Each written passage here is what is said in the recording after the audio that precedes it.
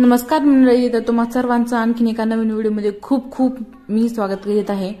तर आता बऱ्याचपैकी आपल्या लेडीजचा एक प्रश्न असतो की जर आपली फ्रीजमधली कणिक उरलेली असेल, चपात्या देखील असतील तर करायचं काय, किंवा मग बऱ्याच लेडीजला सकाळी कणिक मळून ठेवायची असते आणि संध्याकाळी त्याच्या गरम चपात्या करायच्या असतात। शक्यतो तसं करू नये, पण जर एखाद्या वेळेस राहिलीच तर त्याचं काय करायचं, कारण की चपाती किंवा दुसरं काही करायचं असेल तर मग नको वाटतं खायला, मग चपाती केली मग भाजी काय करायची।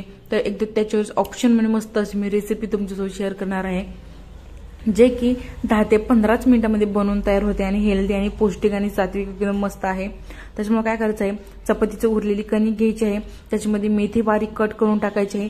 मेथी नसेल तर याच्यामध्ये कोणतीही तुम्ही भाजी ऍड करू शकता, पालक, बीट, ककडी, आणखी कोणतीही जी पालेभाजी तुम्हाला आवडतात सो ती भाजी याच्यामध्ये कट करून टाकायची आहे। माझ्याकडे मेथी होती, मी मेथी टाकलेली आहे। आणि आता हिवाळ्याचे सीझन आहे त्याच्यामुळे पालेभाज्या भरपूर प्रमाणामध्ये येतात आणि ज्या त्या सीझनमध्ये ज्या त्या भाज्या खाल्ल्याच पाहिजेत। आता हे पीठ फ्रीजमध्ये होतं त्याच्यामुळे थोडंसं सैल झालं होतं, त्याच्यामुळे थोडंसं नॉर्मल पीठ यामध्ये टाकून मी हे पीठ व्यवस्थितपणे मळत आहे। आणि जर पीठ नसेल तर तुम्ही ताजं पीठ मळून सुद्धा ही रेसिपी तुम्ही करू शकता, अगदी उत्तम आहे। आणि लहान मुलांपासून आवडण्यापासून आणि वेगळे काहीतरी दिसतं, मोमोज टाईप दिसतं, तुम्ही नंतर व्हिडिओमध्ये बघताल तर। आणि एकदम घट्टसर असं पीठ मळून घ्यायचं याचा तर मी 3 ते 4 चपात्या होतील अशा पद्धतीने मी याचे मी गोळे तयार करून घेतलेले आहेत। आता 2 मिनिटे पिठाचे गोळे करून साईडला ठेवून देऊयात। एका मी स्टीलच्या पातेल्यामध्ये पाणी टाकलेलं आहे, 1 ते 2 तांबे, या ठिकाणी मध्ये ग्लास 4 ते 5 ग्लास टाकायचा आहे। या ठिकाणी तूप किंवा तेल टाकायचं पाण्यामध्ये आणि थोडंसं नमक टाकून घ्यायचं आहे। तर एक गरम होईपर्यंत आता याची पुढची प्रोसेस करून घ्यायची आहे आपल्याला। नॉर्मल चपाती आपण कशी लाटतो सो तशा पद्धतीने आपल्याला चपाती लाटून घ्यायची आहे, जास्त पातळी नाही आणि जास्त जाडही नाही, तुम्ही बघू शकता अशा पद्धतीने। आणि बताईच्या सहाय्याने किंवा करंजीचं असं भरायचं त्याच्या सहाय्याने याचे असे मोठे काप करून घ्यायचे आहेत, लई बारीकही नाही आणि लई मोठेही नाहीत। आणि तुम्ही व्हिडिओमध्ये बघू शकता अशा पद्धतीने आपल्याला एक वेगळा आकार देऊन घ्यायचा आहे, जेणेकरून ते खायला सुद्धा चांगले लागतातच पण दिसायला सुद्धा वेगळे लागतात। आपण आता आमच्या इकडे चकोले म्हणतात, कुठं कुठं वरणफळ म्हणतात, आपण नॉर्मली कट मारून तसंच टाकतो। सो याच्यामध्ये तसं पण करू शकतो आपण, पण थोडंसं वेगळं दिसण्यासाठी मी अशा पद्धतीने करून घेत आहे। आता हे सगळं करेपर्यंत पाणी मस्त असं उकळी आली होती पाण्याला। तर हे जे आपण थोडक्यात आता याला मोमोज मी म्हणते, हेल्दी मोमोज, तर हे पाण्यामध्ये उकडून घ्यायचे आहेत। जस्ट 5 ते 6 मिनिटं हाय टू लो मिडियम फ्लेमवर आपल्याला हे उकडवून घ्यायचे आहे थोडक्यामध्ये। आता तुम्ही बघू शकता 5 मिनिटं झालेले आहेत आणि आपले बऱ्यापैकी उकडलेले आहेत। 80% आपले उकडून घ्यायचे, सगळे उकडून घ्यायचे नाहीत। आणि चाळणीच्या साहाय्याने हे काढून साईडला आपण ठेवून द्यायचे आहे। आता एका कढईमध्ये तेल घ्यायचं आहे, थोडंसं जास्तच घ्यायचं, जास्त म्हणजे लई पण जास्त नाही घ्यायचे, 3 ते 4 चमचे तेल घ्यायचं। लसण कट करून टाकायचा, आपण मंचुरियनला कसा टाकतो तसा, 1 मिरची कट करून टाकायची, थोडा हिंग टाकायचा, थोडंसं जिरे, थोडंसं मोहरी टाकून घ्यायचं आहे। या ठिकाणी 2 मोठे कांदे मी बारीक कट करून घेतलेले आहेत आणि ते याच्यामध्ये तेलामध्ये मस्त ब्राऊन कलर होईपर्यंत परतून घ्यायचे।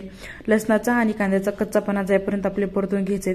कोणत्या भाजीमध्ये जेव्हा आपण अद्रक लसणची पेस्ट टाकतो, कांदा टाकतो, तर याचा कच्चेपणा निघेपर्यंत आपल्याला फ्राय करायचं आहे, जेणेकरून कोणत्याही भाजीची चव जास्त खुलून येते किंवा चविष्ट भाज्या होतात।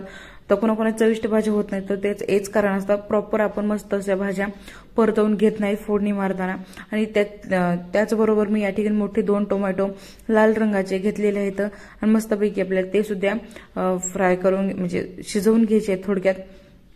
तर एकीकडे मी साईडला थोडक्यात व्हेज पौष्टिक मोमोज साईडला काढून घेतलेले आहे, जेणेकरून ते जास्त उकडू नयेत म्हणून।